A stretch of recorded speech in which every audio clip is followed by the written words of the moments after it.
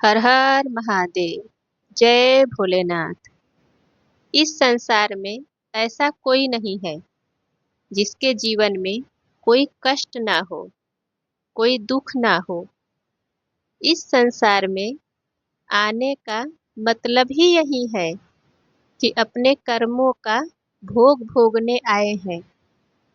और जीवन में दुख का होना भी जरूरी है, क्योंकि अगर जीवन में कोई कष्ट आता है तभी मनुष्य भगवान के पास जाता है। अन्यथा इस संसार में इतना व्यस्त हो जाता है, मोह माया में इतना फंस जाता है कि उसे भगवान की याद ही नहीं आती है। और ये दुख तकलीफ हवा की झोंके की तरह होते हैं, आता है और चला जाता है।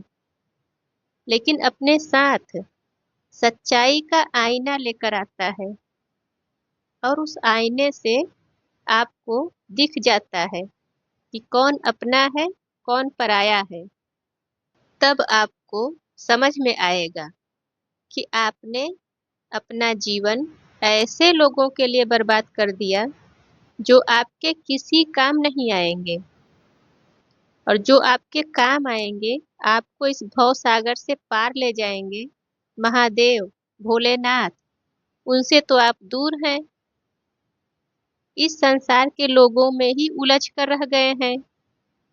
अगर इतना समय आप भक्ति में लगाते तो अब तक न जाने कितने पाप कट गए होते। अगर जीवन में कोई कष्ट आए, कोई तकलीफ आए तो उससे घबराइए नहीं, बल्कि महादेव से प्रार्थना करिए कि हे भोलेनाथ, मुझे शक्ति दीजिए, धैर्य दीजिए और अपनी कृपा बनाए रखिए। देखिए, दुख और तकलीफ क्यों मिलता है जीवन में? दुख और तकलीफ क्यों मिलता है? क्योंकि ये पिछले कर्मों की सजा है। जो पीछे पाप किए होंगे उन्हीं कर्मों का भोग है ये। तो इसमें आपका फायदा ही है। एक तो आपके जीवन में कोई कष्ट आया है तो आपके पाप कट रहे हैं, और दूसरा, आप महादेव की शरण में पहुंच गए। जैसे छोटे बच्चे रहते हैं, खेलते रहते हैं, वो तब तक खेलते रहते हैं जब तक उनको भूख नहीं लग जाती। जब उनको भूख लगती है तब उनको अपने माँ की याद आती है। उन्हें पता है कि उन्हें खाना उनकी माँ ही खिलाएगी, उनकी देखभाल उनकी माँ ही करेगी। उसी तरह मनुष्य भी यहाँ वहाँ भटकता रहता है, संसार के लोगों से मदद मांगता रहता है। जब तक जब सब जगह से हार जाता है तब महादेव की शरण में जाता है। और अगर पहले ही भोलेनाथ की शरण में आ जाए तो इतने दुख सहने की आवश्यकता ही नहीं पड़ेगी। जब तक इस संसार के लोगों से सहायता मांगते रहोगे तब तक दुखी रहोगे। जिस दिन देवों के देव महादेव से प्रार्थना करोगे उसी दिन से तुम्हारे दुख दूर होने लगेंगे। पिछले जन्म में कौन से बुरे कर्म किए थे, कौन से पाप किए थे, ना तो उनका पता है और ना ही कुछ कर सकते हैं। किंतु मनुष्य का जन्म मिला है तो कम से कम अगला जन्म तो बना ही सकते हैं। भगवान शिव की भक्ति करके, पूजा पाठ करके, बड़ों की सेवा करके, गरीब और दुखियों की सहायता करके, पशु पक्षियों को भोजन देकर, इस तरह के कार्य करके अपने आने वाले जीवन को सुखमय बना सकते हैं।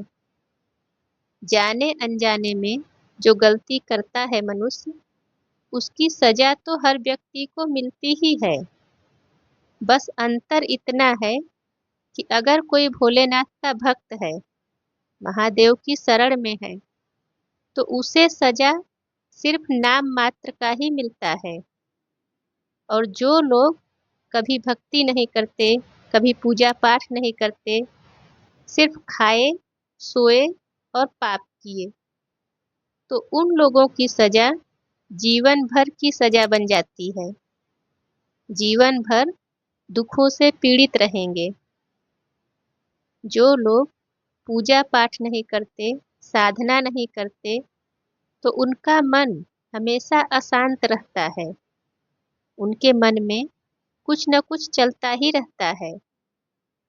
उनके जीवन में कोई कष्ट या कोई दुख नहीं भी है तो वो कोई न कोई पुरानी बात सोचकर दुखी होंगे, क्योंकि जिनके जीवन में भक्ति नहीं है, भजन नहीं है, ऐसे लोग ना तो स्वयं खुश रहेंगे और ना दूसरों को खुश रहने देंगे।